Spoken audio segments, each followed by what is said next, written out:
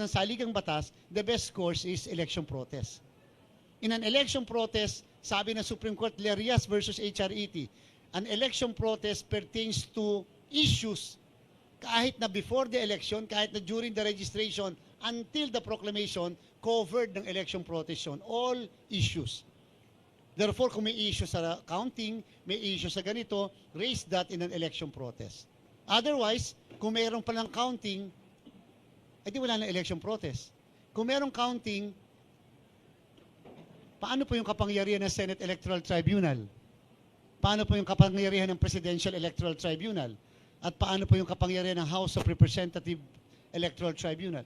Very clear. Article 6, Section 17 of the Constitution.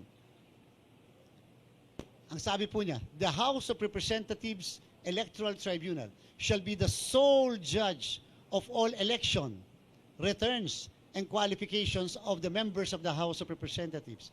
The Senate Electoral Tribunal shall be the sole judge of all elections, returns, and qualifications of the members of the Senate. Meaning, sabi ng Supreme Court, sole means to the exclusion of any other court, even including the Supreme Court. Because it is the sole, to the exclusion of any other court. If the COMELEC will conduct the recount after the proclamation, then we are usurping the power of the tribunals which are provided for by no less than the Constitution. Your last question, John.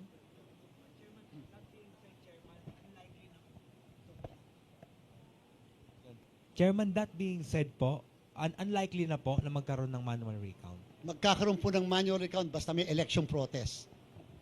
Mas maganda po mabe-ventilate ang lahat kung anong klase.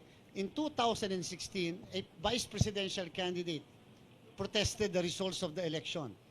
And he chose three provinces as the pilot provinces.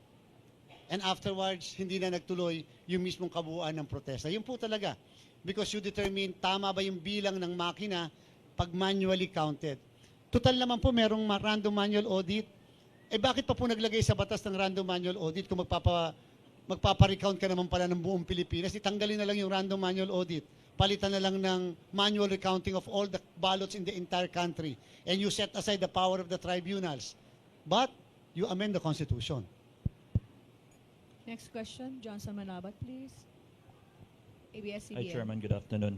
Sir, pa-clarify lang, sabi mo, di ba, nagkaroon ng kalituhan doon sa questionable numbers of voters doon sa Zamboanga and Dumaguete. Kasi ang